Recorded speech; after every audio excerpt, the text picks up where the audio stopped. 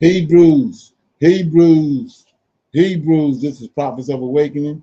This reading through the Tanak night, the September the 24th, 2025. Okay, we'll be reading out of the book of Numbers, chapters 26 through 30. We're going to read each chapter, break it down like we do every Wednesday. Okay, you can go to our YouTube channel, The Prophets of Awakening, check out our videos. We have over 1,000 or so videos that you can look at, examine, or get the meat out. Okay, uh, this is a non-Messianic channel. For those that don't know, we deal with the Tanakh and the Torah. Tanakh being the Old Testament, so-called Book of Remembrance, and the Torah is the first 5 books of the Old Testament that was given to Moses by our Savior and our Redeemer, the Lord of Hosts. Okay, this channel was created to aid and assist all Hebrews who are waking up in these last days to their true identity and are understanding who their Savior and their Redeemer truly is. Shalom and welcome to the channel, and welcome to our reading through the Tanakh class. We're going to do our normal, which is a moment of silence, prayer, psalms. We have current events, need to know information, and then we'll go into our topic for discussion, which is the historic decision that the Supreme Court made today pertaining to the Second Amendment. We're going to play that and get some feedback. And like I said, our scripture reading will be out of the book of Numbers. We read 5 chapters, 25 to 30. We read and break it down. And as usual, we pick a scripture. We'll read that scripture, then we'll break it down, and we'll close out. Okay. This moment of silence is for the Lord of Hosts, and all that He's doing to bring about our prophesied deliverance in His last days. Lord, we thank you for your great mercy and your great power and your wisdom. And we tarry waiting for your powerful deliverance to the people of Israel. Okay. Oh Lord, you spake through your prophet Isaiah and you said that you would help Abraham's seed that you have scattered. You have completed that promise after this day. And you said, oh Lord, that you would remove the darkness from around us. Tearing out, oh Lord, for the latter days are here.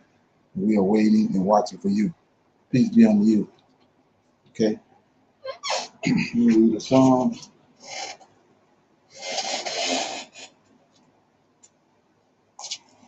Okay.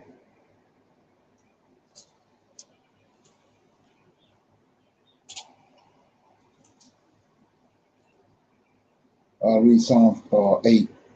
It's God's glory and man's honor. It's a Psalm of David. O Lord our God, how excellent is thy name in all the earth, who has set thy glory above the heavens. Out of the mouth of babes and sucklings hast thou ordained strength because of thine enemies, that thou mightest still the enemy and the avenger. When I consider thy heavens, the work of thy fingers, the moon and the stars which thou hast ordained, what is man that thou art mindful of him, and the Son of Man that thou visited him? For thou hast made him a little lower than the angels, and hast crowned him with glory and honor. Thou made him to have dominion over the works of thy hands. Thou hast put all things under his feet, all sheep and oxen, yea, and all beasts of the field, the fowls of the air, and the fish of the sea, and whatsoever passeth through the paths of the sea. O Lord, our Lord, how excellent is thy name in all the earth. Okay, so anybody have comments on that? That was Psalms 8. Okay, I just want to shine a light on the fact that this verse 4, you got a lot of Christians that say that this is a precept talking to Christ, but I'm going to read it. It says, David asked the question, what is man that thou art mindful of him? And the Son of Man that thou visited him. So, Son of Man is like I said, it's a title. It's man, mankind, the same as he said, what is man? Son of Man, same thing. That thou is mindful of him. and the Son of Man, that thou will visit him. I'm not talking about Christ, I'm talking about man, especially Adam's descendants. For then 5 says, explains it, for thou hast made him a little lower than the angels. So we made Adam. Adam don't have the same abilities that angels have. So he made Adam a little lower than the angels and has crowned him with glory and honor. Thou madest him have dominion over the works of thy hands.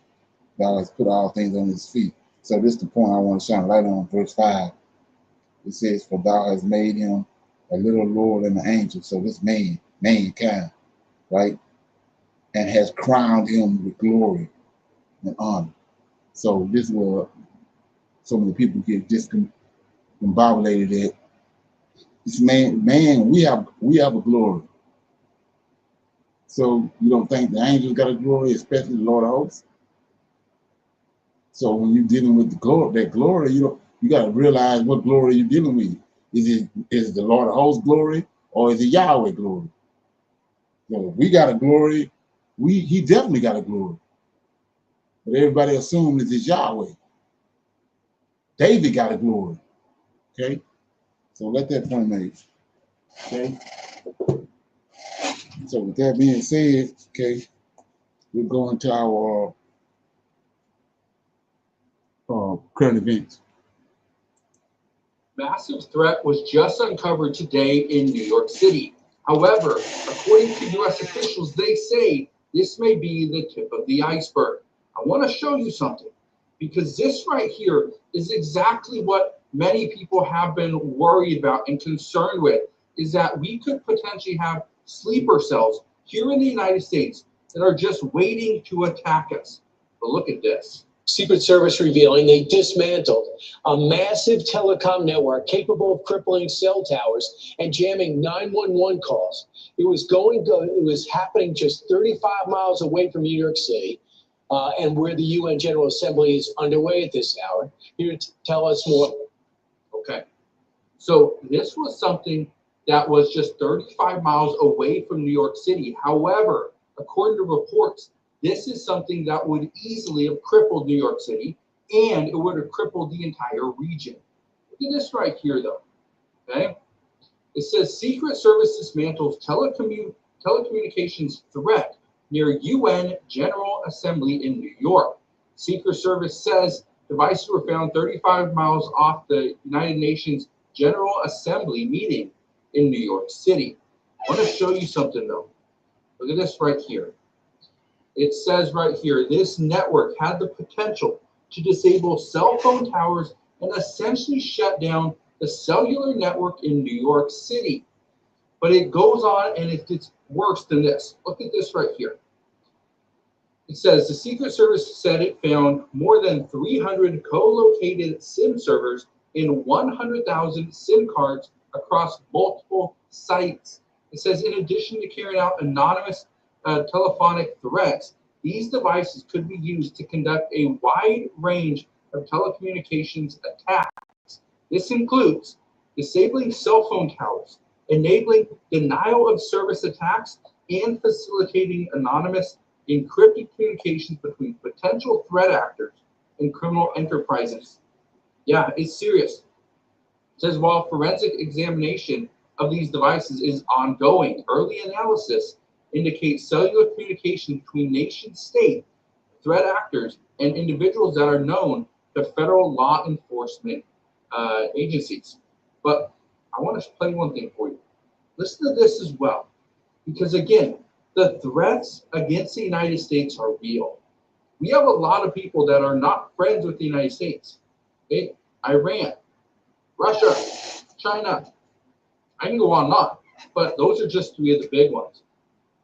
Building credit shouldn't be if you know you.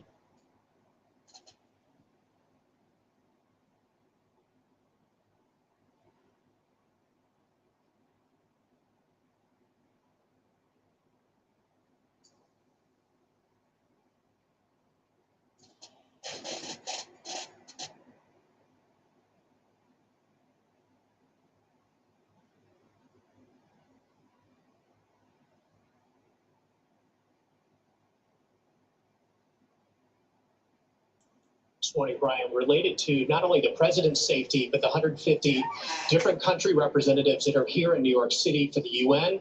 The assembly's going on right now. The president coming into town today to speak there.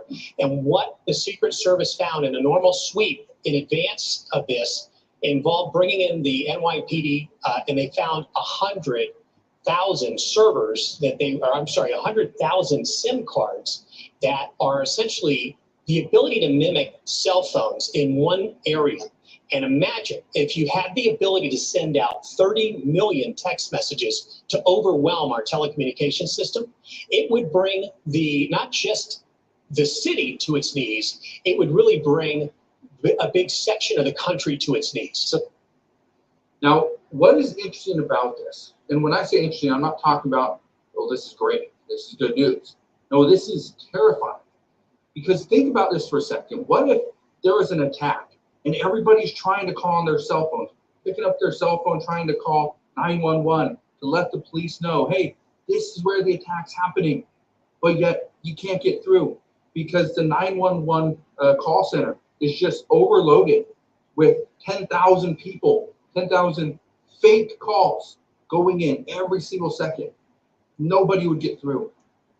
Now, what I thought was interesting though, because when I was hearing about this story earlier on today, I was also seeing that the French president, Emmanuel Macron, he was stuck right there in New York City. He was stuck. He had to call President Trump to try to get through because Trump's motorcade was blocking off the street. I thought that was interesting. If something like this would have occurred, okay, where all these SIM cards are blocking the president of France from calling, what happens then? What happens when the telecommunications get shut down? When Secret Service couldn't talk to each other? Okay? What happens when certain agencies are trying to figure out what's going on in a potential attack? And again, we don't know if this was the end attack or if this was something that was just a disruptor, something that was going to disrupt and pretty much disguise a bigger attack. We don't know that, but listen to this. Yeah, the Secret Service says this telecom threat was uncovered as agents investigated telephone threats directed towards U.S. government officials. So this wasn't even what they were looking for. They were investigating telephone threats to U.S. officials. That's what they were investigating. Not this. That's what's scary. Listen, though. The investigation led them to a chilling plot that, yes, could have crippled New York City's phone lines, data networks, even emergency channels, with world leaders now here in New York City for the United Nations General Assembly. So this would have shut everything down. Right? Internet not working. Your phone not working. People would have been upset, to say the least. But again, we don't know what the end result was. Is this it? Okay. Anybody heard anything about that? Any feedback? What you think? Shalom, everyone. No, sir, I hadn't heard about that, but it still brings to mind about if they can try to do something like that. Again, I'm all for being aware of the grid can go down in certain cities, just like a light switch being, turned off. And that is another chaos that can happen. Now, about those phones, and just like you said about not calling 911 or something like that, the ones that need to get to the hospital or a crime is being committed, it is something to, look out for. Okay. Anybody else? Okay, here we go.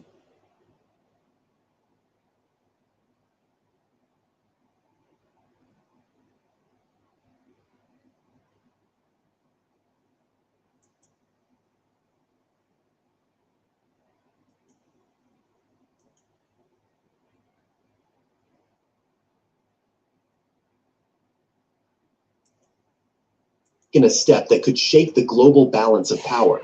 In Kuala Lumpur, Under its leadership, more than 20 countries gathered.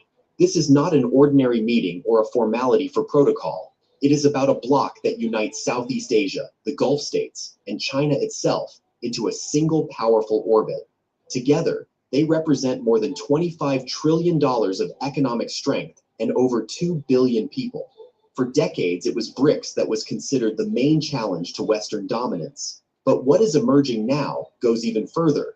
This alliance controls more than half of global economic growth, which means it gains real leverage over trade, energy, and investment that affect every country on the planet. While Washington is stuck in endless disputes over tariffs and politics, China is building bridges, both figuratively and literally, from high-speed rail projects in Indonesia to massive oil and gas deals in the Gulf states. What is being formed is a coherent economic system, not just a club for meetings. The question is no longer whether this shift will matter. It already does. The real question is how far it will go and what it means for the future of American power. In Kuala Lumpur, history may have reached a true crossroads. China brought more than 20 countries to the same table, joining ASEAN states, the Gulf Cooperation Council, and itself into a single platform. On paper, this might look like another regional summit, but in reality, it is the foundation of something much larger, an economic bloc capable of shifting the center of global influence. The numbers speak for themselves. Collectively, these countries generate more than $25 trillion in GDP and bring together over 2 billion people. And this is not a plan for the future, but a present reality. Together, they generate about 55% of global economic growth, effectively becoming the main driver of the world economy. If such a group begins coordinating trade, energy, and technology, it creates momentum that even old powers are forced to reckon with. Many remember how BRICS was once seen as an alternative to the West, but compared to this coalition, it now looks modest. Internal contradictions held BRICS back, whereas the new bloc is being built around shared interests. Trade routes, energy flows, and investment corridors already link the participants. This is not a stage for speeches, but the outline of a parallel system where supply chains, settlement currencies, and infrastructure can function outside the control of Washington and Brussels. That is why this summit was significant. It was not about lofty statements, but about a signal. The Global South is ready to act as a single force, and subsequent events only underscored how quickly US influence is fading. While the new alliance was taking shape, Washington was preoccupied with its own problems. America remains the largest economy on paper, but its ability to set the rules of global trade is visibly declining. Allies that once relied heavily on trade with the US are now seeking new paths. The European Union has strengthened ties with Mercosur in South America. Vietnam has signed agreements with the EU and Canada to diversify exports. Even Japan and South Korea, long-standing security partners, are expanding ties in Asia. Each of these steps gradually weakens Washington's central role in the global economy. The message is clear. Tariffs push partners to seek alternatives, and most of those alternatives lead directly to Beijing. The vacuum created by America's inward turn is being filled quickly. This is especially visible in Southeast Asia, where trade flows are already shifting direction. Southeast Asia today is the clearest proof of how the global balance is changing. For years, countries like Indonesia, Vietnam, and Malaysia heavily depended on trade with the United States. But after round of tariffs, many of those ties began to collapse, and it was Beijing that offered them an alternative. Take Indonesia. In April, when Washington imposed 10% duties on a wide range of goods, Jakarta's trade surplus collapsed. By May, it had fallen to $160 million, the lowest level in 5 years. At the same time, imports of equipment and machinery from China and Singapore rose by more than 20%. The story is simple. Once the US market closes, Indonesia looks for new paths, and the first open door leads to Beijing. Vietnam experienced a similar blow.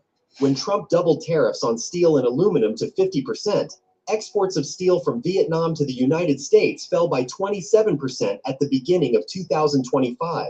For an economy built on exports, this was a shock, but Hanoi did not give up. Some people think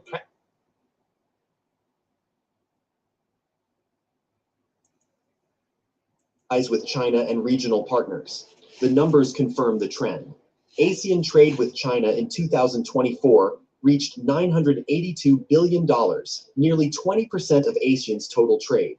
Data from early 2025 show further growth. The new version of the ASEAN-China Free Trade Agreement focuses on the industries of the future: digital services, renewable energy, and smart manufacturing. And this is not just signatures on paper. The changes are visible in concrete projects. The Asian Express cargo line linking Malaysia with Chongqing shortens delivery times for manufacturers. In Indonesia, the $7 billion high-speed rail line between Jakarta and Bandung, part of the Belt and Road Initiative, has already carried more than 9 million passengers since its launch at the end of 2023. These are clear examples of how the region is being pulled deeper into China's orbit. A new trade map is forming, where ASEAN is no longer a collection of small players in the middle. It is becoming China's factory, an investment hub, and a gateway into global supply chains. And this Okay, so China signed a $10 trillion trade deal to avoid go around the U.S. tariffs. So it's another sign that the end is inevitable. Right? Anybody got any comments on that? Shalom. Okay. My comment is that um, if China would, I always knew they had to be a leader within BRICS. So it seems like China would be the leader within BRICS and take over that whole thing, like the U.S. with the UN. So China might be the head leader in that organization they have. Okay. Would that be something one would think about? Right. Sir? Anybody else? Anybody else?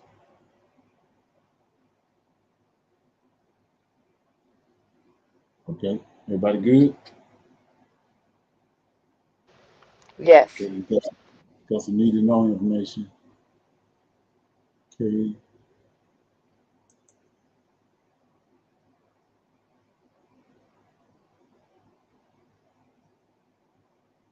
This is happening right now in Israel.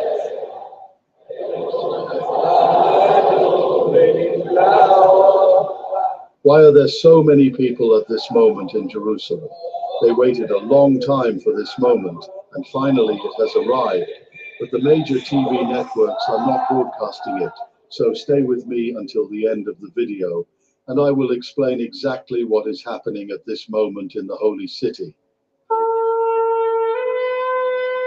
Have you ever heard the sound of a shofar echoing through the streets of Jerusalem? Imagine the scene. Thousands of people, crowded streets, a respectful silence broken by the loud and deep sound of that ancient instrument.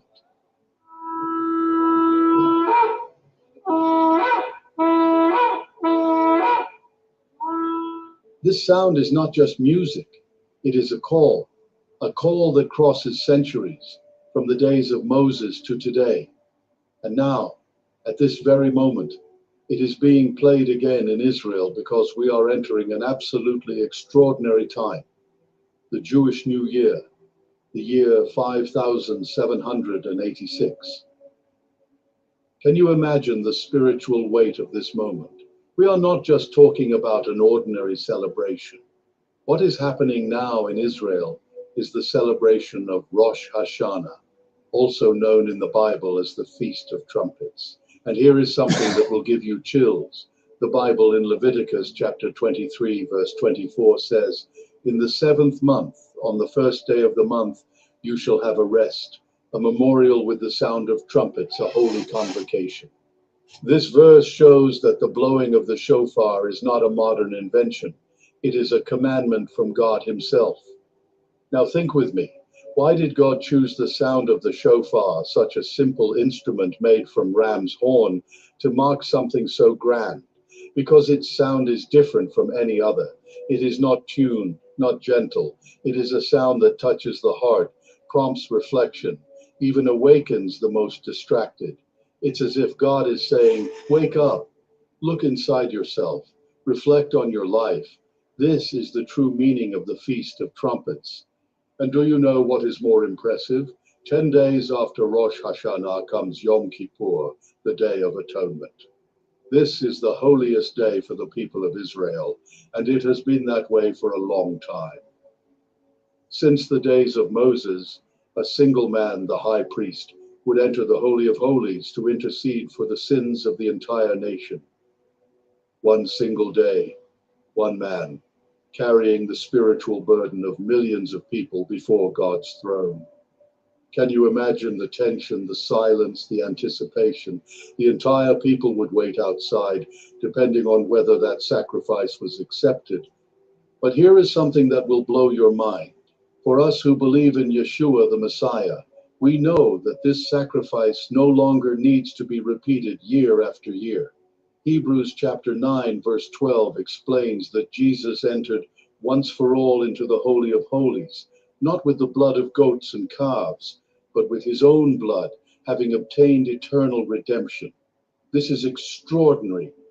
What used to happen in Israel once a year is now forever fulfilled in Christ. Now I'm going to tell you something that will give you goosebumps. Some say that Jesus will return exactly when the Feast of Trumpets happens. Because this feast took place during the full moon, I'm talking about the time of Jesus, and I believe it still is today. So this feast couldn't happen just anyway. It needed the moon for it to occur. And when does this moon appear? No one knew the day or the hour when this moon would show up, which is why this feast was known as the Feast of. No one knows the day or the hour. When the moon appeared, the feast took place. And when the disciples asked, "Master, when will you he shall be changed?" Do you see? The same shofar that echoes through the streets of Jerusalem today is a shadow of the final trumpet that will announce the return of the Messiah. And here's something even more extraordinary. Jesus fulfilled all the spring festivals during his first coming. He died on Passover, resurrected during the days of unleavened bread, and the Holy Spirit descended at Pentecost. So everything's starting to make sense now because they got this little frenzy that was going on for the last couple of months. I think it kind of escalated this last month.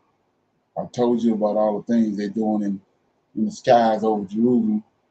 They're setting up something. But anyway, the Christians and these Christian nationalists and all them said that the rapture is going to come. It's tied to the fact that they thought, this right here. But he didn't show up. It didn't happen. They had a prediction. Anybody know anything about that? I heard anything about it? Okay, so here we go. This is the feedback right here.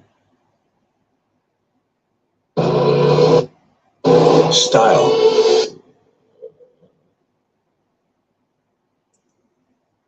Sold me the car on September 21st. This is September 24th. September 21st was the day. And the rapture didn't happen. You're not getting your car back. If you are seeing this video, you are cooked. You missed the rapture. If you were hoping the rapture was going to come so you didn't have to go to work tomorrow, I am sorry, you are cooked. You're going to work. If you made social media posts happy about finally going home, I am sorry, you are cooked. Don't let anybody mock you. You are entitled to think that the rapture is coming. And if you believe that the rapture is coming, know that I completely support you.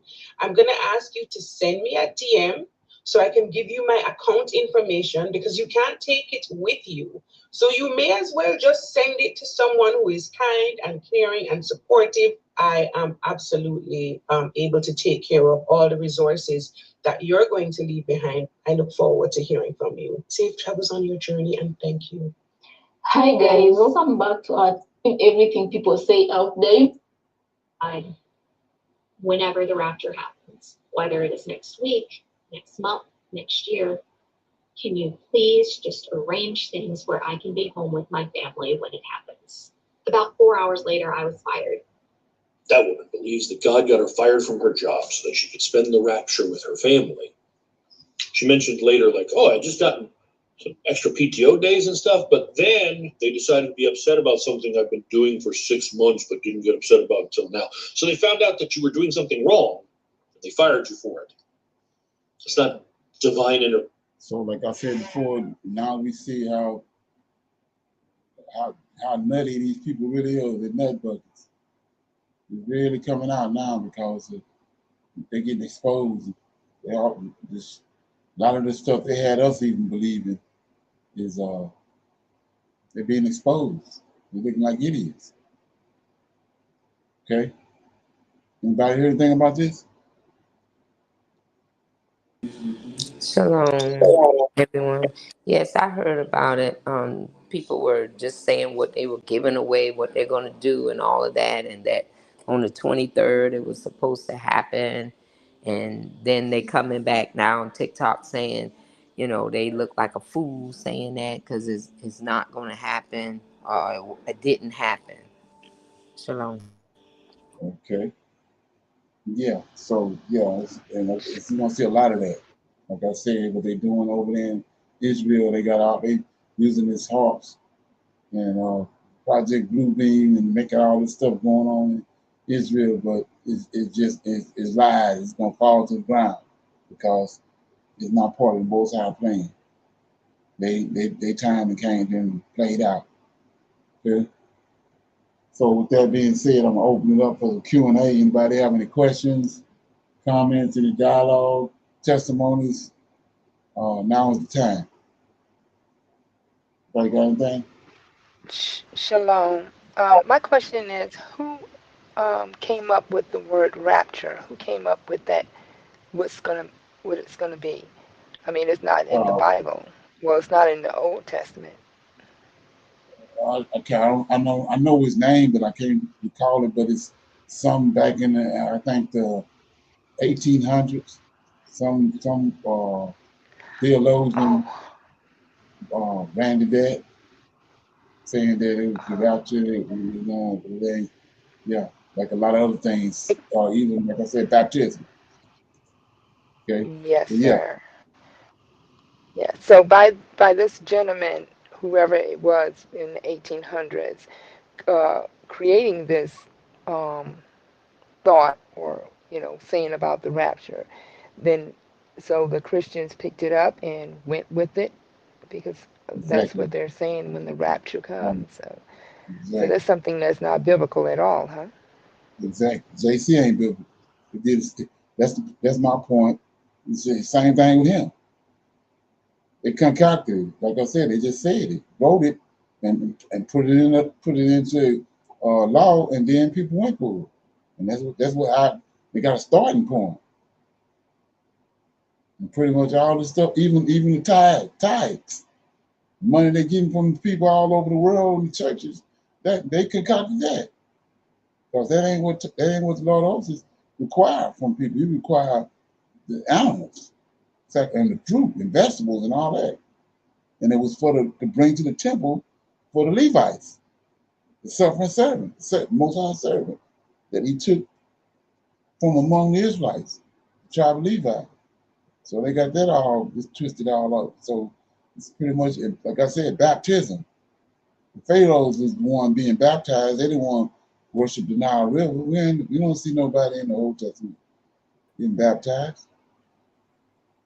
Okay, it's pretty much everything we dealing with is a concoction, and then we wonder why we're not dealing with we still in the predicament we in, because we ain't dealing with the God that delivered our forefathers out of Egypt and the one that delivered us out of Babylon. We're dealing with a fictitious character that they concoct in order to rule over us. Okay. Anybody else got anything on that? Shalom, everyone. No, sir, not on that, but something similar. It's always nice when you get understanding because you throw away the Jesus character. And one thing that came to mind with me recently was something in the New Testament. I don't know the details of the story, but I always, as a child, just could not understand how adultery was a sin and fornication, as they call it, was a sin. And you're only supposed to be having sex with the one person you're married with, male and female. But then you move to the New Testament, and Jesus is talking to a woman at some well or whatever, asking her who her husband is. And she says she has none. And he replies something along the lines of, and I can't remember the terminology, but what sticks in my mind is something along the lines of, yes, you're just with 5 different men. And I'm like, what do you mean? Why does that seem it's like they depart from the well, like it's okay. None of them are your husband. You're right. You said it right. And then I'm like, wait, what are we talking about now?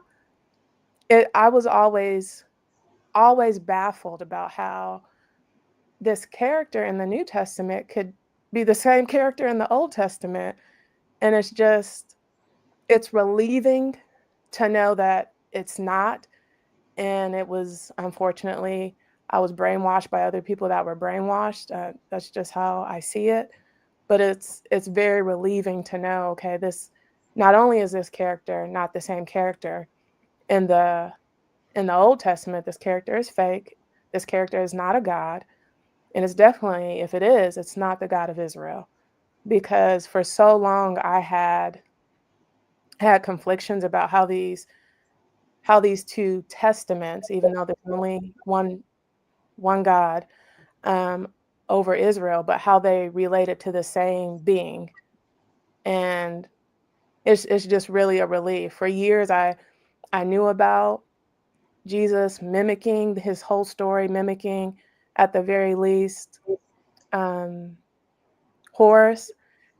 And I was just trying to understand then who's in between me and the Most High. So, but now that I know, that helps, but it also helps to know that this Jesus character is just fictitious, has nothing to do with the Lord of Hosts. Right. So that's the woman at the well in the New Testament. And the crazy part about it is, it's a Samaritan woman.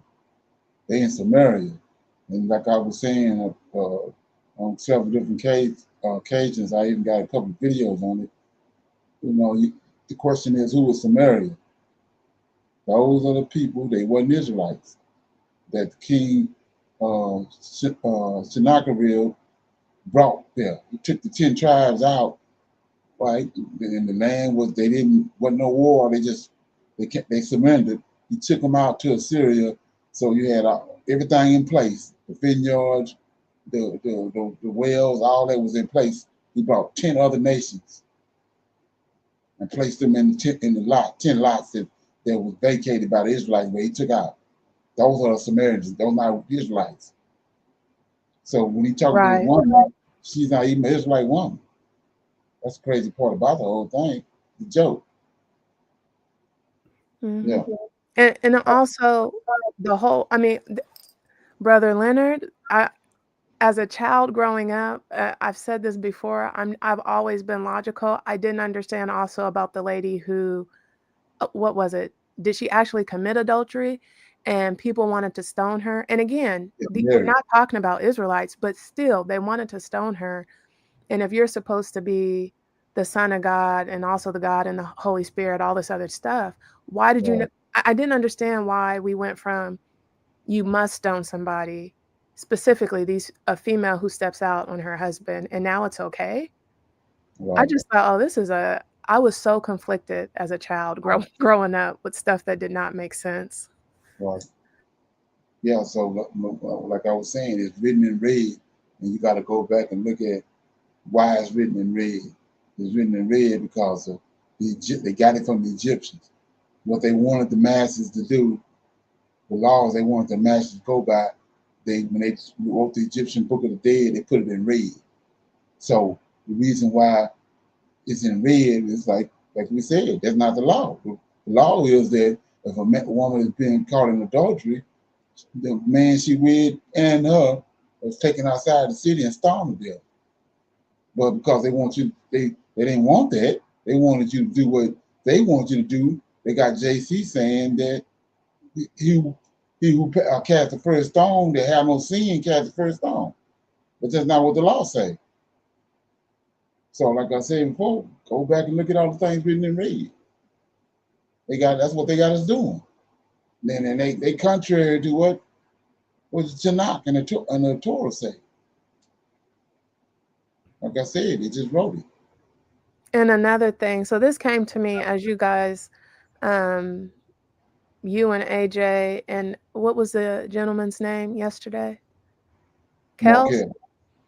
As you guys were talking, it dawned on me, and I didn't hear you talk about it, but all of these pictures of Jesus, again, a fictitious character, but also there's a whole story that I've heard about the actual first picture of Jesus that has been photocopied, being about a man who loved another man who was homosexual undercover anyway. But anyway, Caesar Borgia. Yes, sir.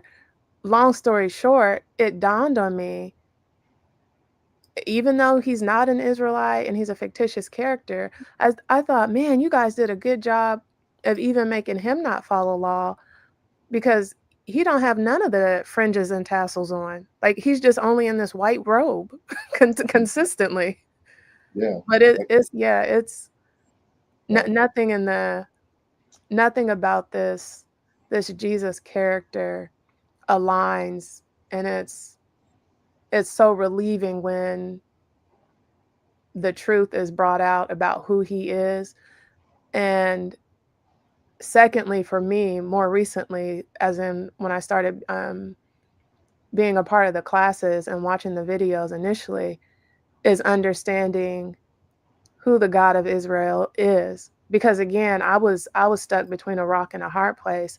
I knew Jesus was fictitious, and at the very, very, very least was not the same God, even if he was real, from the God of the Old Testament. But then I was like, but who is? Who am I supposed to be talking to and praying to?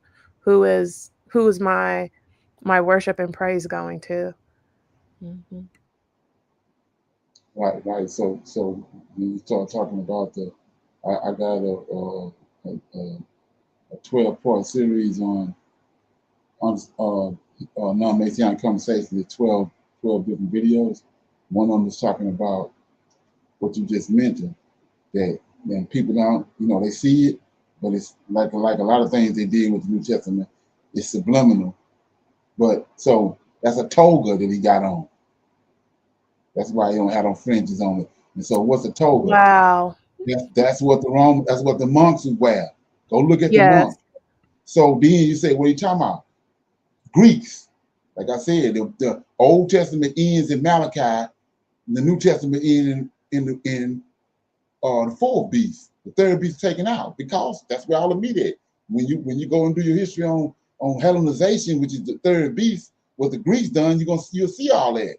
So when Alexander left on his quest to rule the world, he ended his conquest in India with the monks. So how that worked was, people don't understand that, but Alexander went from one country to the next. He'll destroy that country. But he had like 300,000, 400,000 Greeks with him. Every time he conquer a country, he leave a group of Greeks there and Hellenize it. So they'll take the local religion plus their religion, they synchronize. They did the same thing when they conquered Jerusalem.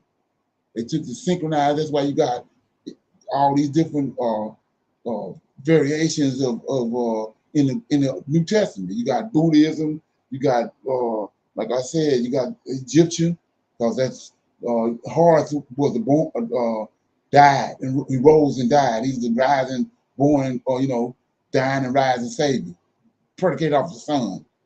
So that's why all that stuff is in there, because of the Greeks done it. And so when Alexander died, like it tells you in Daniel, he died in India. So that big old group of Greeks, that's where they stopped at. They settled there. And to this day, you got Buddhism. You got the original Buddha, which is actually a black dude. He got the little beads in his head. Then you got another. They synchronize it. You got Mariana Buddhism. they synchronize it just like with us. We got the Old Testament, and they synchronize it and got the New Testament. So that's what these people done. But all that's been eliminated because people don't go in and understand that what Daniel was told about the third beast ain't in the scriptures. You got to go to other books. And that's why I want you to read other books. And especially you got to go all in on Greek history. You'll see it. And like I said the other night, these Greeks, Edomites, the last dynasty, the last people that ruled in Jerusalem was them. The people that was there in 70 AD was Edomites. The last dynasty in Egypt, which was the Ptolemaic dynasty, that's who ruled in Egypt. They the ones the greatest civilization in the world. They ended it, and our civilization they ended it. And that's So, why, Brother Leonard, yeah, that seems like that's just an Esau thing, because from what I recall, and I might be wrong, you can correct me. Didn't when they went to Edom, there were already people there, and eventually Esau, his family took over that land. Oh yeah. Esau And that's married. why I mean, that seems to be their ongoing thing. Yeah, he married an Edomite woman. He married a Horite. There was Horites in the land, and Esau intermingled with them, and then he ended up becoming the majority of the people. They became Edomians, and then after that, after they mingled with those people, then they ended up mingling with one of Cain's sons, Chechen, which is the Romans. So the fourth beast is actually Esau. Esau is the fourth beast. Rome is the fourth beast. And that's why the fourth beast is diverse from everybody else, because Esau has the knowledge that he was raised by Abraham. He got all that knowledge, and so like I said, when they came and they ended up ruling in Israel, and they also ended up ruling in Egypt. So they took all that and they synchronized all that. That's how you get the New Testament. Plus they had our records. And that's why we all discombobulated today. Well, the Lord is back now. He's starting to wake up his people, and he's starting to reveal that knowledge. But for the longest, that's why we was discombobulated. Because they twisted up all the understanding of it. They have no problem with screwing up the Most High records. They did it before. But all the other places they went. One more thing I was gonna say I lost it was when Alexander went. That's what a lot of people don't understand about that. Also, homosexuality. When he went, everywhere he went, his motivation was he got it from Socrates. I think it is. Okay, Plato or Socrates. A little bit of both of them, I think. But he went from one place to the next, building Alexandrias, homosexual cities. Not just so it wasn't just one Alexandria. The one that everybody know about in Egypt, it was Alexandria up in the Himalaya mountains. He had Alexandrias all over the place, because everywhere he went and conquered, he imposed that Greek homosexual culture on that country, and he established a capital city in each country called Alexandria. And to the day, that's why we got the cities we got today over here, California, Houston, and all these places, homosexual cities, from the spirit of Alexandria. That's where it's coming from. So, Yes, sir. Yeah, anybody got anything else on that? Shalom, everyone. I just wanted to remind people that if they get a chance, they need to read about what did Constantine do in 325 AD. Exactly. I don't know how this get overlooked so much, and it's not talked about at all when you go to church. They're not going to mention this because they know that when he called that council, they were the ones who all got together to make this decision that this is what the image is going to be, of Jesus, and this is what we're gonna call him. You had to literally go by what they said, or you was killed. Exactly. So that's another thing that played a part in that faith being brought on, for so many generations, because it started a long time ago and it just continued on for generation after generation. But when it first started, you had Forced subjection.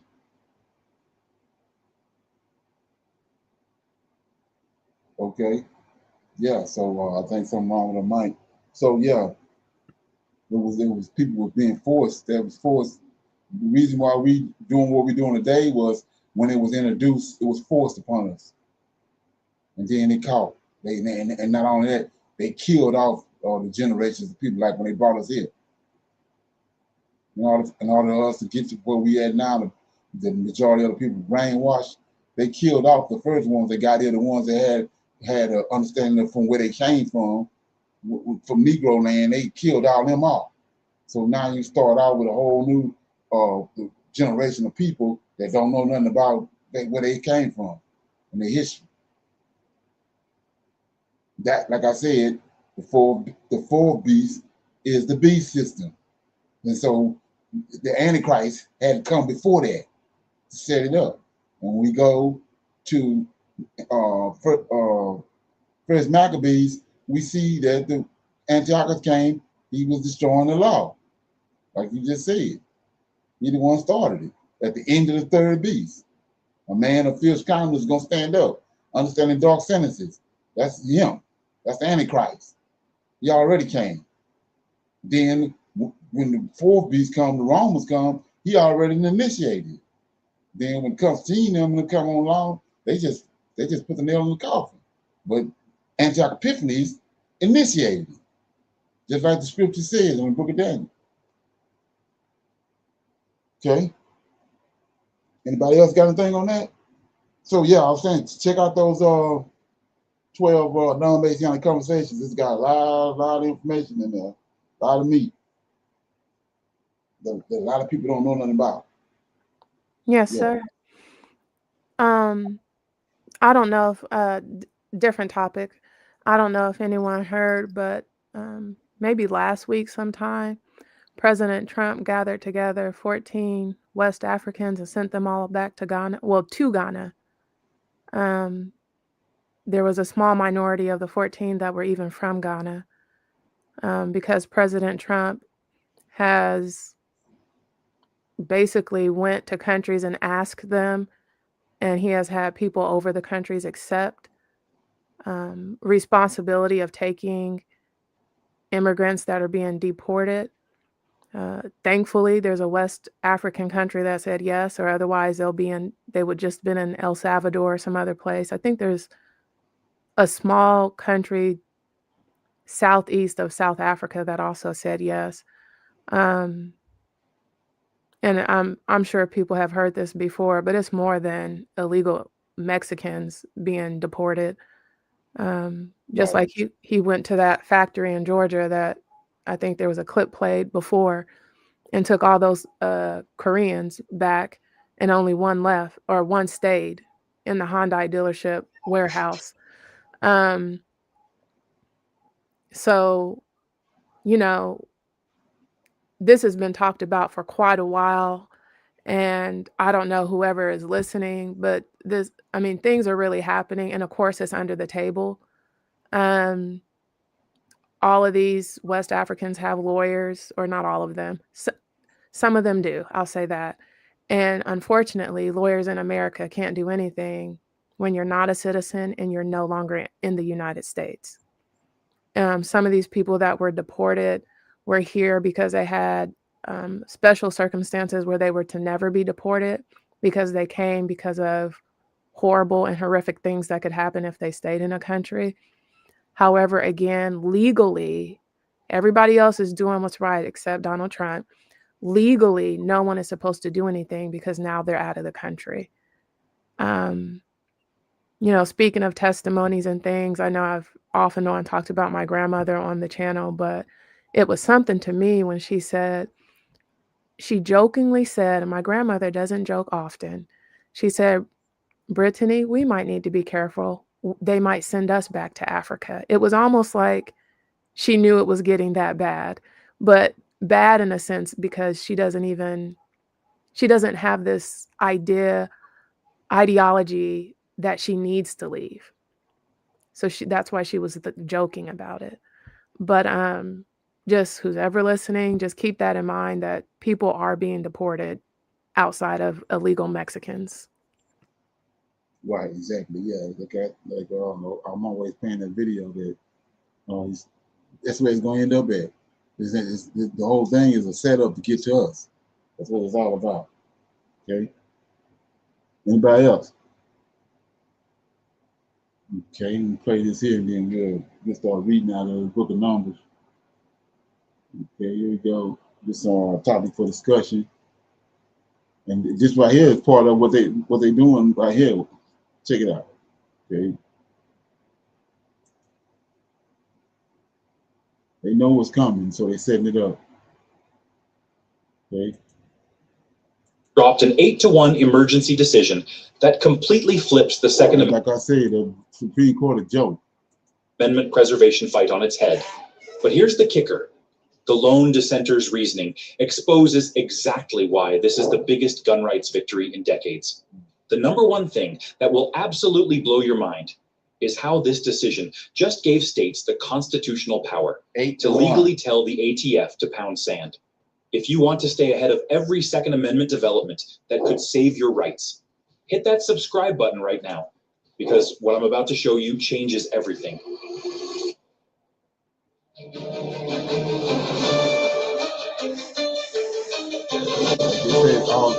Most of the serial killers, all the serious violent crimes that happen in America, they the ones doing them. They the last one need guns, but they know what's getting ready to happen. They the ones with all the guns. The shocking vote breakdown that changes everything. What makes this 8-1 Supreme Court decision absolutely mind-blowing isn't just that they sided with gun rights. It's WHO cast that lone dissenting vote, and why their reasoning actually proves how powerful this ruling really is. Justice Ketanji Brown Jackson was the only holdout, and in her 23-page dissent, she warned this decision could render federal firearms enforcement meaningless in over half the country. That's not a bug. That's a feature. Here's what nobody's talking about. This vote breakdown means even the liberal justices recognized that states have constitutional authority to refuse cooperation with federal gun enforcement. We're talking about Justices Sotomayor and Kagan joining with the conservative majority to essentially kneecap federal overreach. The mathematical reality is staggering. With 27 states already having some form of sanctuary law on the books, this decision just activated constitutional protection for over 165 million Americans. But here's what's really shocking about the timing of this decision that nobody saw coming: the emergency timeline that reveals federal desperation. This wasn't a normal Supreme Court case that took months or years to decide. This emergency petition was filed on a Friday and decided the following Tuesday, which is absolutely unprecedented for constitutional cases of this magnitude. The federal government tried every legal trick. Tell you right there the urgency of the truth. I'll tell you where we at. In the book to delay this decision, filing 3 separate motions to postpone, which tells you everything about how terrified they were of this outcome. Court records show the Biden administration's legal team worked through the weekend trying to craft arguments. But here's the smoking gun. They couldn't cite a single Supreme Court precedent that would force states to cooperate with constitutionally questionable federal enforcement. The speed of this decision sent shockwaves through the ATF, with internal memos showing they immediately suspended 47 pending operations in sanctuary states pending legal review. Okay, so yeah, like I said before, there's a storm brewing, perfect storm brewing, and most people don't even see it. They're setting everything in place. Okay, yeah. So with that being said, we're gonna move on to our reading. We're gonna read we're gonna read 5 chapters out of Numbers, starting at chapter 26. Okay, you're going to read chapter 26, Nidra? Yes, sir. Shalom, everyone. Numbers chapter 26. And it came to pass after the plague that the Lord spake unto Moses and unto Eleazar, the son of Aaron, the priest, saying, Take the sum of all the congregation of the children of Israel, from 20 years old and upward, throughout their father's house, all that are able to go to war in Israel. And Moses and Eleazar the priest spake with them in the plains of Moab by Jordan near Jericho, saying, Take the sum of the people from 20 years old and upward, as the Lord commanded Moses and the children of Israel, which went forth out of the land of Egypt. Reuben, the eldest son of Israel, the children of Reuben, Tanak, of whom cometh the family of the Hanakites, of Palu, the family of the Peluites, of Hezron, the family of the Hezronites, of Carmi, the family of the Carmites. These are the families of the Reubenites, and they that are numbered of them were 40,003,730. And the sons of Palu, Eliab, and the sons of Eliab, Nemuel, and Dathan, and Abiram. This is that Dathan and Abiram which were famous in the congregation, who strove against Moses and against Aaron in the company of Korah, when they strove against the Lord. And the earth opened her mouth and swallowed them up together with Korah when that company died. What time the fire devoured 250 men, and they became a sign. Notwithstanding, the children of Korah died not.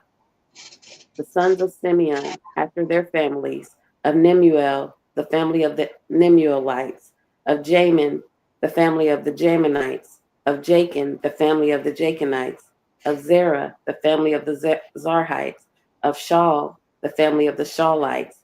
These are the families of the Simeonites, 20 and 2,200. The children of Gad, after their families, of Zephon, the family of the Zephonites, of Haggai, the family of the Haggites, of Shunai, the family of the Shunites, of Ozni, the family of the Oznites, of Eri, the family of the Erites, of Arad, the family of the Aradites, of Areli, the family of the Arelites. These are the families of the children of Gad, according to those that were numbered, of them 40,500. The sons of Judah were Er and Onan, and Er and Onan died in the land of Canaan. And the sons of Judah, after their families, were of Shelah, the family of the Shelanites, of Pharez, the family of the Pharezites, of Zerah, the family of the Zarhites. And the sons of Pharez were Hezron, the family of the Hezronites, of Hamuel, the family of the Hamulites. These are the families of Judah, according to those that were numbered of them, 16,500. Of the sons of Issachar, after their families, of Tola, the family of the Tolaites, of Pua, the family of the Punites, of Jashub, the family of the Jashubites, of Shimron, the family of the Shimronites. These are the families of Issachar, according to those that were numbered of them, 64,300. Of the sons of Zebulun, after their families, of Sered, the family of the Sardites, of Elon, the family of the Elonites, of Zalil, the family of the Zalilites. These are the families of the Zebulunites, according to those that were numbered of them, 64,500. The sons of Joseph, after their families, were Manasseh and Ephraim. Of the sons of Manasseh, of Machir, the family of the Machirites, and Machir begat Gilead. Of Gilead come the family of the Gileadites. These are the sons of Gilead. Of Jezer, the family of the Jezerites. Of Helek, the family of the Helekites. Of Azriel, the family of the Azrielites. And of Shechem, the family of the Shechemites. And of Shemida, the family of the Shemidaites. And of Hefer, the family of the Heferites. And Zelophehad, the son of Hefer, had no sons but daughters, and the names of the daughters of Zelophehad were Mala, Noah, Hogla, Milcah, and Tirzah. These are the families of Manasseh, and those that were numbered of them, 52,700. These are the sons of Ephraim after their families. Of Shuthelah, the family of the Shuthelites. Of Becher, the family of the Becherites. Of Tahan, the family of the Tahanites. And these are the sons of Shuthelah. Of Aaron, the family of the Aaronites. These are the families of the sons of Ephraim, according to those that were numbered of them, 32,500. These are the sons of Joseph, after their families. The sons of Benjamin, after their families. Of Bela, the family of the Belaites. Of Ashbel, the family of the Ashbelites. Of Ahiram, the family of the Ahiramites. Of Shupham, the family of the Shuphamites. Of Hupham, the family of the Huphamites. And the sons of Bela were Ard and Naaman. Of Ard, the family of the Ardites. And of Naaman, the family of the Naamites. These are the sons of Benjamin after their families, and they were numbered of them were 45,600. These are the sons of Dan after their families, of Shuham, the family of the Shuhamites. These are the families of Dan and their families. All the families of the Shuhamites, according to those that were numbered of them, were 4,400. Of the children of Asher, after their families, of Jimnah, the family of the Jeminites, of Jesui, the family of the Jeshuites, of Beriah, the family of the Berites, of the sons of Beriah, of Heber, the family of the Heberites, of Machiel, the family of the Machielites, and the name of the daughter of Asher was Sarah. These are the families of the sons of Asher, according to those that were numbered of them, who were 53,400. Of the sons of Naphtali, after their families, of Jaziel, the family of the Jezreelites, of Gunai, the family of the Gunites, of Jezer, the family of the Jezerites, of Shillem, the family of the Shillemites. These are the families of Naphtali, according to their families, and they that were numbered of them were 45,400. These were the number of the children of Israel, 600,000 and 1,730. And the Lord spake unto Moses, saying, Unto these the land shall be divided for an inheritance according to the number of names. To many thou shalt give the more inheritance, and to few thou shalt give the less inheritance. To every one shall his inheritance be given according to those that were numbered of them. Notwithstanding, the land shall be divided by lot, according to the names of the tribes of their fathers, they shall inherit. According to the lot shall the possession thereof be divided between many and few. And these are they that were numbered of the Levites after their families. Of Gershon, the family of the Gershonites. Of Kohath, the family of the Kohathites. Of Merari, the family of the Merarites. These are the families of the Levites. The family of the Libnites, the family of the Hebronites, the family of the Malholites, the family of the Mushites, the family of the Korathites. And Kohath begat Amram. And the name of Amram's wife was Jochebed, the daughter of Levi, whom her mother bare to Levi in Egypt. And she bare unto Amram Aaron and Moses and Miriam their sister. And unto Aaron was born Nadab and Abihu, Eleazar and Ithamar. And Nadab and Abihu died when they offered strange fire before the Lord. And those that were numbered of them were 23,000, all males from a month old and upward, for they were not numbered among the children of Israel, because there was no inheritance given them among the children of Israel. These are they that were numbered by Moses and Eleazar the priest, who numbered the children of Israel in the plains of Moab by Jordan near Jericho. But among these there was not a man of them whom Moses and Aaron the priest numbered, when they numbered the children of Israel in the wilderness of Sinai. For the Lord had said of them, They shall surely die in the wilderness, and there was not left a man of them save Caleb the son of Jephunneh and Joshua the son of Nun. That was Numbers chapter 26. Okay, anybody got any feedback on that? Anything that stick out? Okay, I want to shine a light on Judah, verse 19. A lot of this go over a lot of people's head. 19 says, the sons of Judah were Onan, and then it says and Onan died in the land of Canaan. So we know why. He had 3 boys by a Canaanite woman, and they wasn't supposed to intermingle with them, and them boys is wicked, so they killed. The first one, he didn't want to have no kids by Tamar. Tamar was Israelite woman. He didn't want to have no kids by her, so he pulled out, and the Lord killed him. Then Onan supposed to pick up the seed for his brother. He didn't want to. He didn't do it. He did the same thing, so he killed him. But this is my point. 19, 20. And the sons of Judah after their families were, this boy right here is same as Onan and the other ones. He come from a Canaanite woman. Sheila. Let's go back and look at it. Go to Genesis. I think it's 18. Let me see. Maybe 32. Let's see. I'm in the wrong place. Judah. Let's see.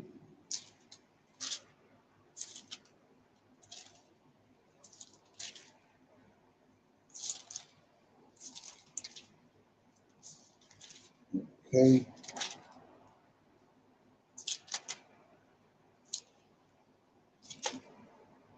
$38. That's what it said. Okay. Yeah, 38. Yeah, Joseph in chapter 38 says it came to pass, verse 1, it came to pass at that time that Judah went down from his brethren and turned in into a certain Adulamite, whose name was Hori. And Judah saw there a daughter of a certain Canaanite, see that, whose name was Shaul, and he took her and went in unto her, and she conceived and bore a son, that's the first one, and she conceived again, bore a son, called his name Onan. Right? We just read that in Numbers 26. And she yet again, there's 3 of them, conceived and bore a son, called his name, there it is, Sheila. And he was at Cherez when he bore him. So we go back over here to Numbers 26, verse 20. And the sons of Judah after their families was they got a boy. Killed the first 2. And then the family of the Shunites, Perez, the family of so this Judah ended up going into Tamar and had Perez and Zara. But like I was saying before, then you want to know why a lot of these people is wicked as hell. Okay,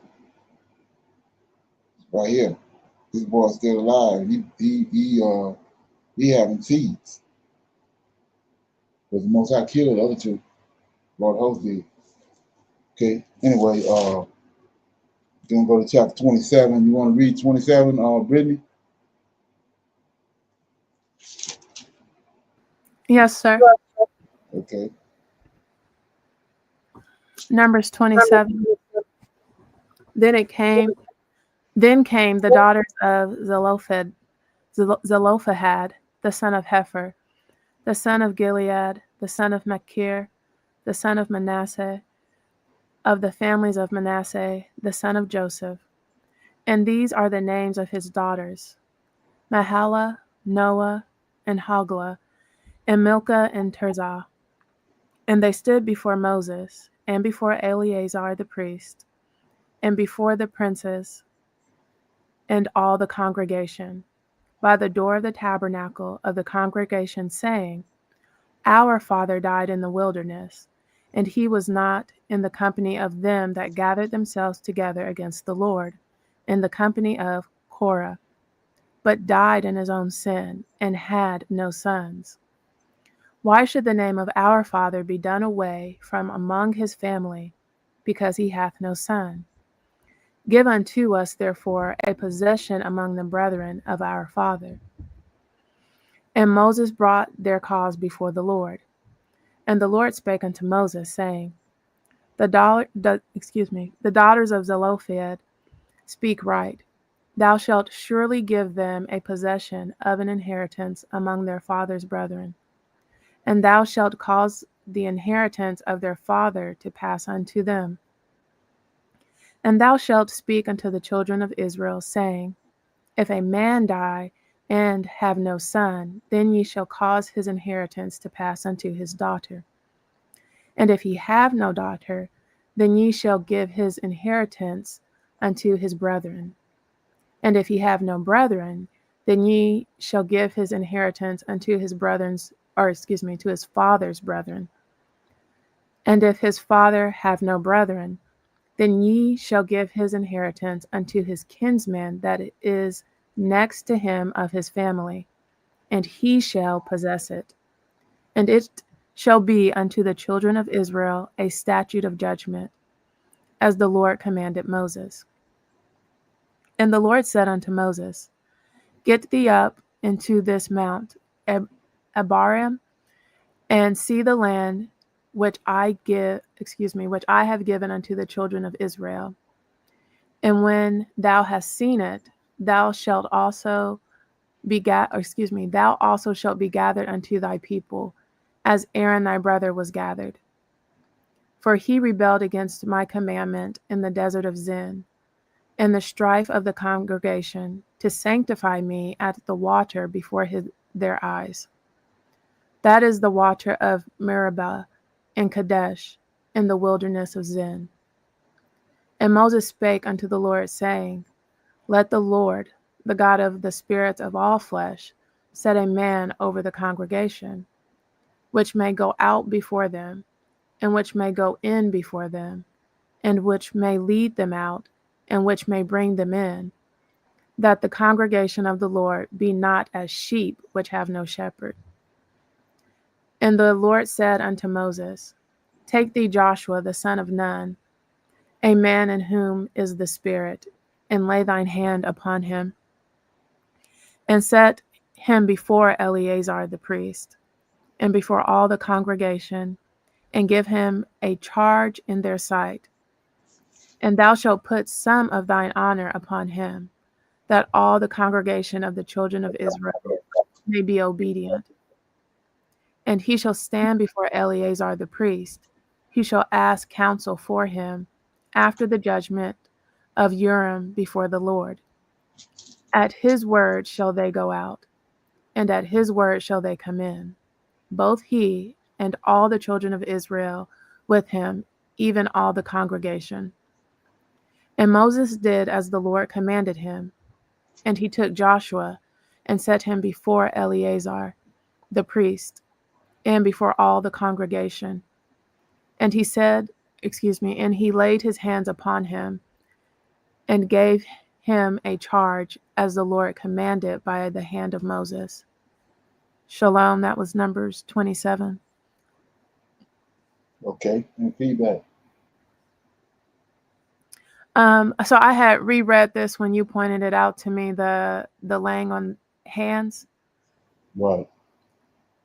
And when you reading all the verses together, for me anyway, it puts it all together that, again, the Lord is saying, you're doing this because of what you asked.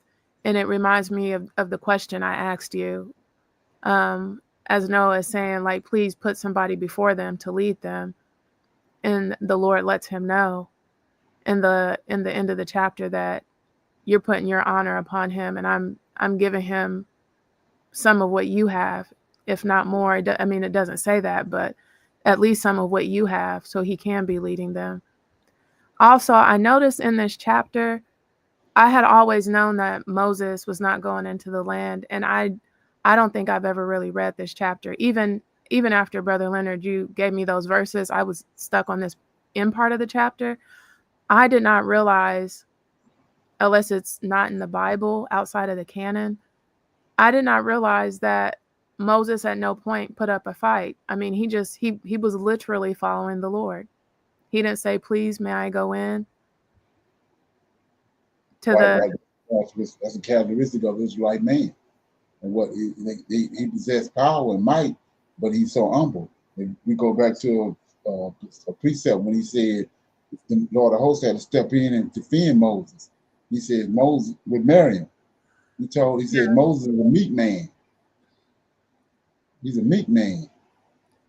So, you know, when you understand that, you have to be very careful treading around when you're dealing with a man that the Most High is dealing with, because what you want him to do might not be what the Most High got him doing. And then you're looking at his countenance and thinking that, you know, he's you know, that you can do this and do that, but that ain't how it works.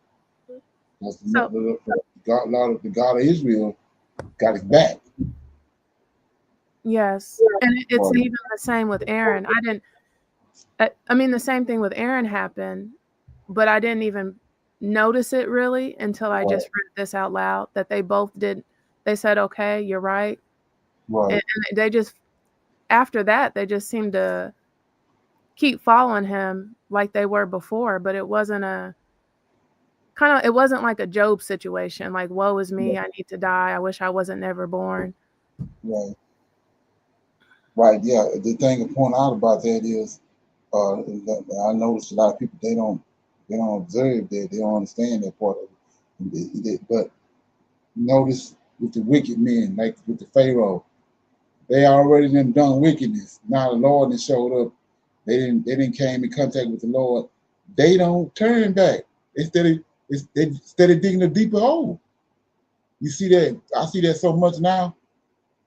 But the men of God, look what David done. He killed Uriah. He killed Uriah. Then when the man of God came and told him what he done, he backed up. Same with Aaron. That's what you're looking at. Aaron messed up at Mount Sinai when he built the calf. So he not steady going forward with bullshit. He steady backing up to make it good. So the same with Moses. He already know that he done messed up. So he's not gonna keep going forward. All you're gonna do is dig a deeper hole for yourself. And that's what I noticed about these men in the Bible, the righteous men. They when they mess up, they constantly backing up to make it good. But when you say wickedness, they steady moving forward, as if what they done ain't, don't mean nothing. Yes, sir. You can't win like that. It's always going to end up as a disaster. Yes, okay? Sir. Right. And that's one of the differences I noticed with Tanakh and Torah versus what people call the New Testament. I just really hate calling it that. There's no different testament, but I say that to say because there's this whole belief system around Jesus and how Jesus is God and God is all just love and just come as you are. And so with that type of mentality pushed on any people, but more specifically the people of the Lord of hosts, it's going to be so hard for some people to even want, and they just won't make it, but still it's just going to be hard because it's this eye-opening thing. And if you're not yearning for the truth, it's going to be hard because this Jesus character teaches that he died for all the sins. And so you're just free to do anything. And again, I've said this before, that's why you have homosexuals, LGBTQA, whatever, all in the church, because it just come as you are. And it's so contradictory. The laws don't change. Even the people that keep Sabbath, if that's all you're doing, but you still believe in Jesus and you're not keeping anything else that you can keep, this whole thing that Jesus died and now we don't have to do anything. What? Right. It's two things. It's two things that are tied to that. Like I said, that love thing. When you go back to the Greek society, it's tied to homosexuality. So when we get over to it, we being the spirit that he got in us, we getting that discombobulated because when they concocted it, it ain't the same type of love that they portray. Because of, for example, when the part of the law is that if a woman and a man is caught in adultery, you take them outside of the city and stone them to death. That's love. Because of why? because you rooting out wickedness. So to allow it to allow them to live and stay there, it's festering. So that ain't love. Yes. So to root them out is love. So that's I've like I always said, agreed with that ideology. I've right. always agreed with it. Right. So And that's what they do. That's what they doing that. And then we got to move forward. So when we was talking earlier, when I was talking to Micaiah or whatever her name, can't get her name right, but so he says that Mika, it says that uh, in Numbers chapter 18 or 19, I think it is, says that Moses is going to raise a man up likened unto him, and they tell you it's Jesus. But here it is right here. This is the answer. This is coming to pass right here, starting in verse 15. Moses spake unto the Lord, saying, let the Lord, see that? So he's fulfilling what he said in Numbers. They're telling you it's Jesus, but he says, let the Lord, the God of the spirits of all flesh, set a man over the congregation. This ain't Jesus. So he says, you keep going, which may go out before them. See that? Because Moses finna end Moses' life, which may go out before them, and which may go in before them, and which may lead them out, and which may bring them in. And the congregation of the Lord be not as sheep which have no sheep. And the Lord spake unto Moses, take thee Joshua. There go the person right there. Ain't nothing no Jesus. They need a man right now. Because they need a new leader. So the Lord told him, put Joshua. This the person that's in, I think it's Deuteronomy 18. And they done this all over the scriptures. Just plugged him in there, stuck him in there, like I said. It ain't hitting on nothing once you rightly divide it. Okay. Where we at? 28. You gonna read 28, AJ? Yes, sir. Numbers 28, and it says, and the Lord spake unto Moses, saying, command the children of Israel, and say unto them, my offering and my bread for my sacrifices made by fire for a sweet savor unto me shall ye observe to offer unto me in their due season. And thou shalt say unto them, this is the offering made by fire, which you shall offer unto the Lord, 2 lambs of the first year without spot day by day for a continual burnt offering. The one lamb shalt thou offer in the morning, and the other lamb shalt thou offer at evening, and the 10th part of an ephah of flour for a meat offering, mingled with the 4th part of an hin of beaten oil. It is a continual burnt offering, which was ordained in Mount Sinai for a sweet savor, a sacrifice made by fire unto the Lord. And the drink offering thereof shall be the 4th part of an hin for the one lamb. In the holy place shalt thou cause the strong wine to be poured unto the Lord for a drink offering.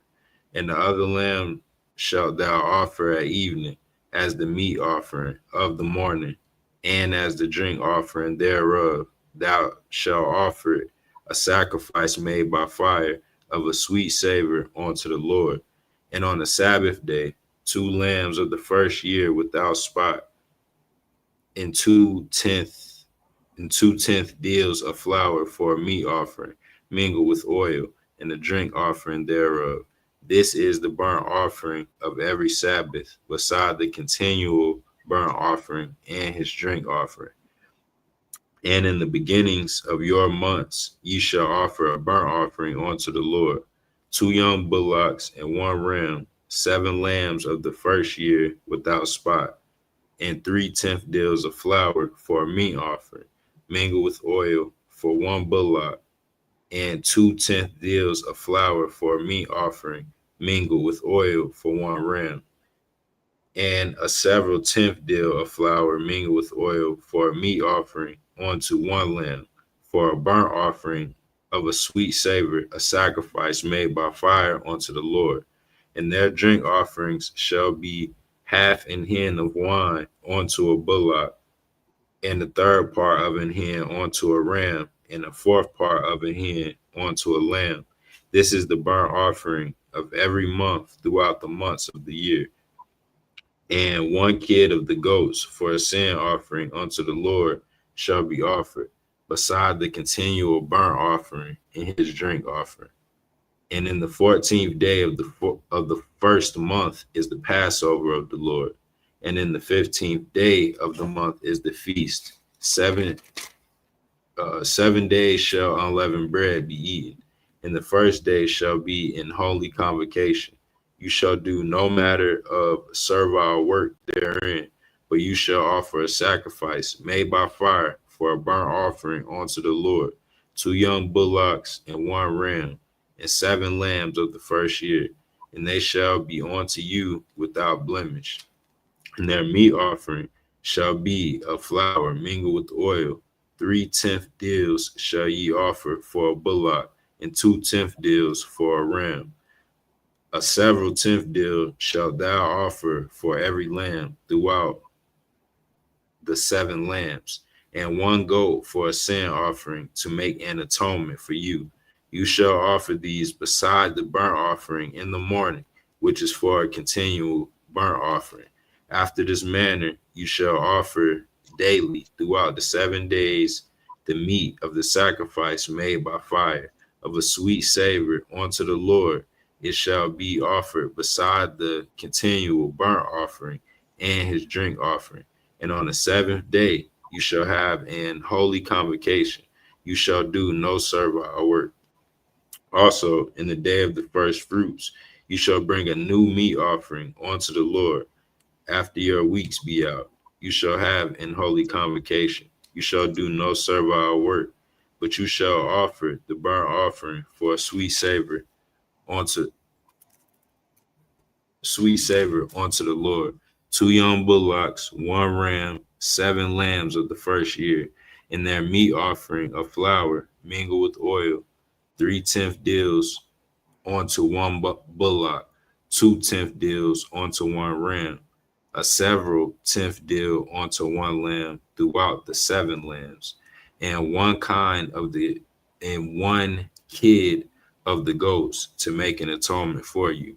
You shall offer them beside the continual burnt offering and his meat offering. They shall be unto you without blemish in their drink offerings. Shalom, Numbers chapter 28. Okay, you got any feedback on that? Not really, Brother Leonard. Right. Yeah, we've been over that. So yeah, I'm gonna go to 29.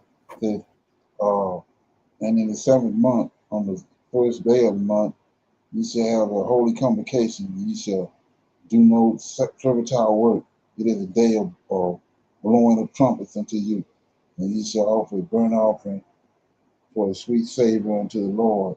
1 young bullock, 1 ram, and 7 lambs of the first year without blemish, and their meat offerings shall be of flour mingled with oil, 3/10 deal for a bullock, and 2/10 deal for a ram, and 1/10 deal for a lamb throughout the 7 lambs, and 1 kid of goats for a sin offering to make an atonement for you, besides the burnt offerings of the month and his meat offerings and the daily burnt offerings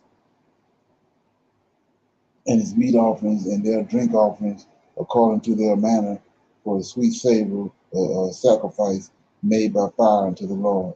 And ye shall have on the 10th part of this 7th month a holy convocation, and ye shall afflict your souls, and ye shall not do any work therein, but ye shall offer a burnt offering unto the Lord for sweet savor, 1 young bullock, 1 ram, 7 lambs of the first year, and they shall be unto you without blemish, and their meat offerings shall be of flour mingled with oil, 3/10 deal to a bullock, and 2/10 deal for a ram, and several tenths deal for one lamb throughout the 7 lambs, 1 kid of the goat for a sin offering, besides the sin offering of atonement and the continual burnt offering and the meat offering of it and their drink offering. And on the 15th day of the 7th month, ye shall have a holy convocation. Ye shall do no servile work, and ye shall keep a feast unto the Lord 7 days. And ye shall offer a burnt offering, the sacrifice made by fire of a sweet savor unto the Lord, 13 young bullocks, 2 lambs, and 14 lambs of first year. They shall be without blemish, and their meat offerings shall be of flour mingled with oil. 3/10 deal unto every bullock of the 13 bullocks, 2/10 deal to each ram of the 2 rams, and a several tenth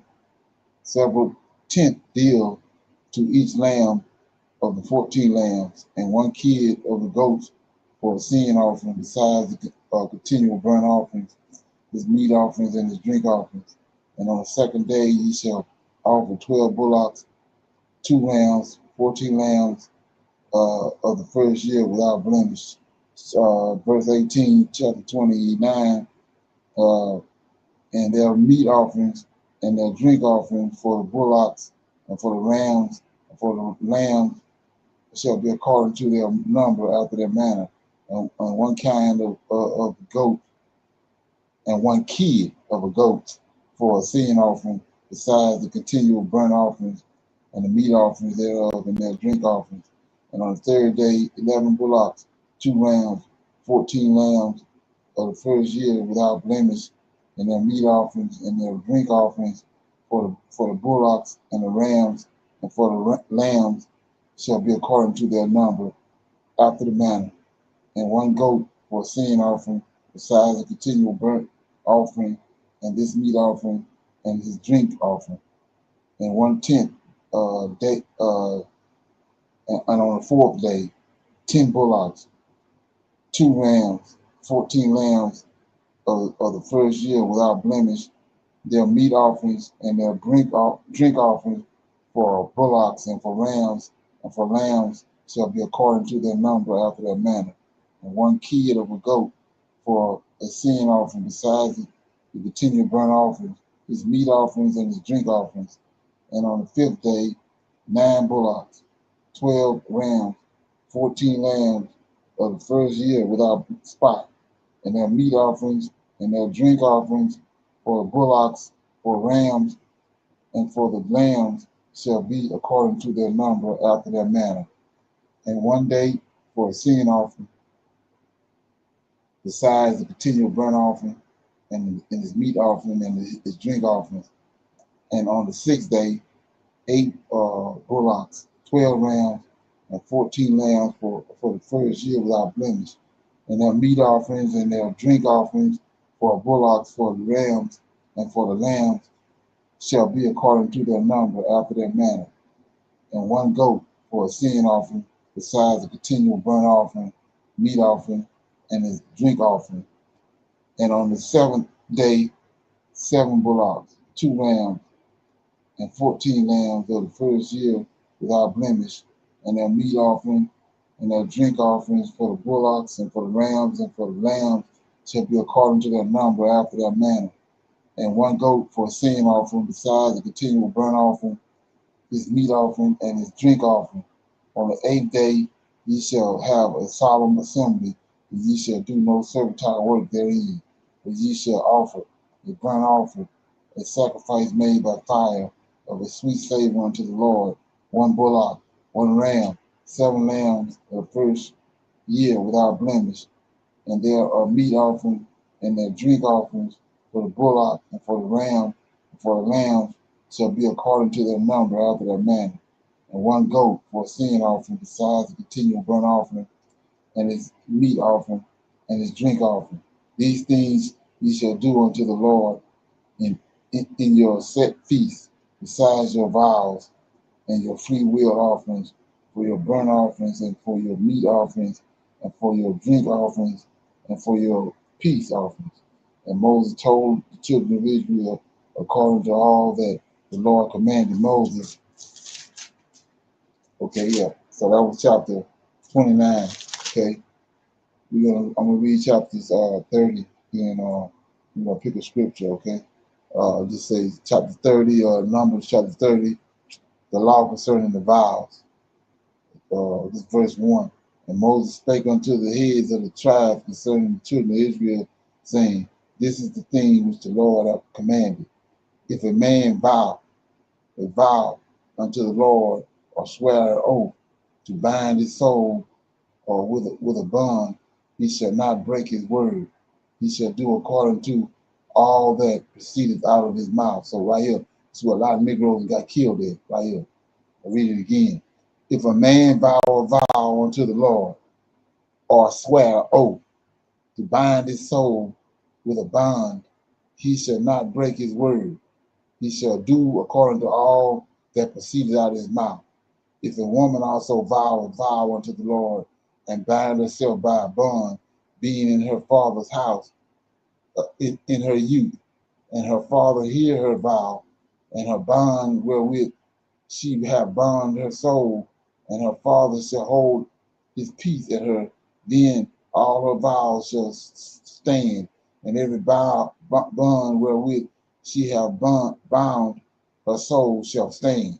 But if her father disallow her in the day of her that he heareth not not any of her vows or her bonds wherewith she have bound her soul shall stand, and the Lord shall forgive her because her father disallowed her. So that killed the independent woman right there. Okay, 6. And if she had at all a husband when she vowed, or uttered out of her lips wherewith she bound her soul, and her husband heard it and held his peace at her in the day that he heard it, then her vows shall stand, and her bonds wherewith she bound her soul shall stand. But if her husband disallows her on the day that he hear it, then he shall make her vow, which she vowed, and that which she uttered with her lips, wherewith she bound her soul of no effect, and the Lord shall forgive her. But every vow of a widow and of her that is divorced, wherewith that they have bound their soul, shall stand against her. And if she vow it in her husband's house, or bound her soul by a bond with an oath, and her husband hear it and held his peace at her, and disallowed her not, then all her vows shall stand, and every bond wherewith she bound her soul shall stand. But if her husband have utterly made them void on the day he heard them, then or whatsoever proceeded out of her lips concerning her vows or concerning the bounds of her soul shall not stand. Her husband have made them void, and the Lord shall forgive her every vow and every binding oath to afflict the soul. Her husband may establish it, or her husband may make it void. But if her husband altogether hold his peace at her from day to day, then he establishes all her vows for all her bonds which are upon her. He confirmed them, because he held his peace at her in the day that he heard them.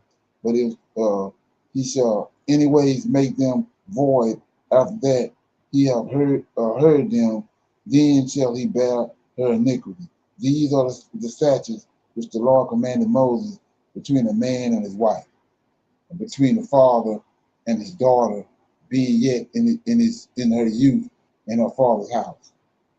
So, like I said, that's big right there. That killed the New Testament. Go back to Mary, all the 7 Marys at the tomb, and go back and let that ferment. And like we just talked about, JC bent down on the ground and wrote something in the ground and said that the first person that having committed a sin cast the first stone. Come on, that's tits on the bullhog. Bad compared to what we just read. Let it ferment. Go back and read it. Okay. So this kills a lot of shit that's going on right here.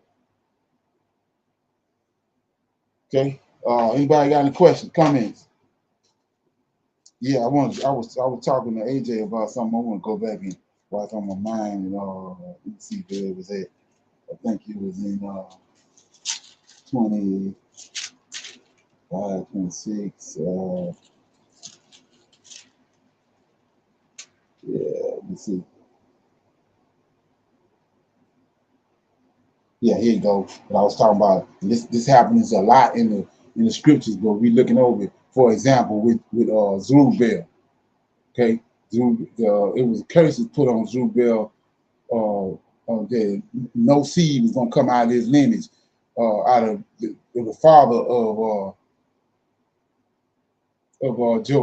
Jeconiah. Jeconiah, Zerubbabel's father, was a curse put on him. Lord said that he would make him childless, right? He's going around on seed. But let's look at this, number 27. So and Moses breaking it down, right? Verse 5, Moses brought this about the daughters. They ain't had no son. It's all the seed, the man is the seed. Everything about the seed. So it says in verse 5, he had these daughters, the man had no son. So now it's time to get an inheritance, but ain't no son there. So Moses says in verse 5, Moses brought their cause. See that the cause is what I'm talking about. The son, the seed. Moses brought their cause before the Lord. And the Lord spake unto Moses, saying, the daughters of Zephaniah, I ain't saying his name, right? Speak right. Thou shalt surely give them a possession of inheritance among their father's brethren. See that? And thou shalt cause, go back to Ruth and Naomi, same situation. Possession of inheritance among their father's brethren. And thou shalt cause the inheritance of their father to pass unto them, to these daughters. And thou shalt speak unto the children of Israel, saying, if a man die and have no son, then ye shall cause his inheritance to pass through his daughter. And if he have no daughter, then ye shall give his inheritance unto his brethren. And if ye have no brethren, then ye shall give his inheritance unto his father's brethren. And if his father have no brethren, then ye shall give his inheritance unto the kinsman. That's what Naomi them come in at. That is next of him, of his family, and he shall possess it, and it shall be unto the children of Israel a statute of judgment, as the Lord commanded Moses. So, like I said before, anything else is talking loud and ain't saying nothing.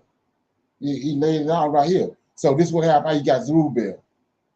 He killed Zerubbabel, was thrown over the wall. I mean, Jeconiah or whatever. He didn't have no kids, but Shulam, you go do the research on that. Shulam had to take up a seed up for Jeconiah. And that's how you got Shulam. Well, not him, but Sethel. Sethel didn't have no kids. So Shulam had to take up a seed for Sethel, and that's how you get Zerubbabel. So when you look at it, the curse that was on the previous man, he didn't have no seed. But the Shulam, his brother, had a seed. Shulam's seed ain't cursed. And we see that happening all through the scriptures. Okay. So with that being said, we're gonna pick a scripture and then we'll read it and then we'll break it down. Somebody got a scripture they want to read? Shalom. 2 Kings chapter 24, verse 2, but it's more than one verse. And it reads, And the Lord sent against him bands of the Chaldeans, and the bands of the Syrians, and the bands of the Moabites, and the bands of the children of Ammon, and sent them against Judah to destroy it, according to the word of the Lord, which he spake by his servants the prophets. Surely at the commandment of the Lord came this upon Judah, to remove them out of his sight, for the sins of Manasseh, according to all that he did, and also for the innocent blood that he shed. For he filled Jerusalem with innocent blood, which the Lord would not pardon. Now the rest of the acts of Jehoiakim and all that he did, are they not written in the book of the Chronicles of the kings of Judah? That was 2 Kings chapter 24, verse 2 through 5. Right. So, like I said, a lot of people don't really, like, it's just stuff that's being said, but it's not being rightly divided. But what Manasseh did was, Manasseh the one killed Isaiah. Manasseh is Isaiah's, let me see. Manasseh is Hilkiah's son. Hezekiah's son. And he the one killed Isaiah. And that's innocent blood he's talking about. And like I was saying last night, notice he said that he sent the bands of the Moabites, bands of the Ammonites, and the bands of the Chaldeans, like he had prophesied by his prophets. So what prophets? Jeremiah and Ezekiel. And like I said, when you go there, he says he's gonna bring up a scourge from the north. Not today, back then. Jeremiah and Ezekiel was prophesying in their books. You can't go read Jeremiah and Ezekiel and associate that to the day. You can compare it, but you can't go there reading it and saying that that's going to happen now. No, that's already happened. Jeremiah and Ezekiel, both of them was in captivity in Babylon for a minute, and they prophesied that the people, Nebuchadnezzar, that was coming from the north to judge Judah because they had turned away from the Lord. Okay. So with that being said, anybody else got anything we want to talk about before we go? Shalom. I just want thank you for that. I just want to bring back up when we talked about and reading Numbers about how if the father sons didn't have a son for the inheritance, they didn't look upon the wife. It was all kinship. It had to go the inheritance. Unlike today, if a husband and wife are together and the husband dies and leaves it to the wife, and the wife could give it, if she wanted to the kids or to the family members. But if you have like a trust or something made up, you can switch it. But normally, like with Social Security, they'll give that right to the wife, regardless. Right. So, And that's a offshoot. That's not according to the scriptures. That's what I'm saying. That's we doing so much stuff that has nothing to do with the scriptures, and then we wonder why we stay in the hole. We got to leave this place in order to get out of this, because we're not doing the things according to what was told us by what was given to Moses, according to the law and Torah. And it's a reason being, like I said, the Lord of hosts, not JC, is the God over Israel. So he turned his face, he turned his back on us, he turned his face away from us. And how he done it was, he done away with everything that he had gave Moses. Temple, the land, all that we had to be taken out of all that in order for him for the punishment to take effect, for it to come to pass. And now that it's over, we're at the end of it. Well, he's returning. And that's what he commanded us in the latter days, seek his face. Not in 70 AD when the JC post came. He said the latter days, he's going to turn back to us. And that's what we're looking at. Shalom. I had a Okay. quick question at the end of chapter 30 on verse 16. These are the statutes which the Lord commanded Moses between a man and his wife, between the father and his daughter. And this last part, being yet in her youth in her father's house. The beginning of the chapter says the same thing. For clarification, is this an age-related thing, or is it more so talking about the fact that she's not married, so she still is in her father's house? And in most instances, somebody's not sitting in their father's house until they're 50.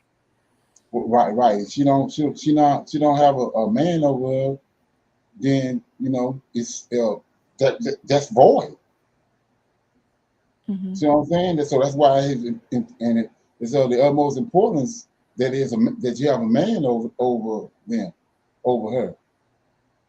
And right. Then when we see that, but like for example, everything you just read in 30.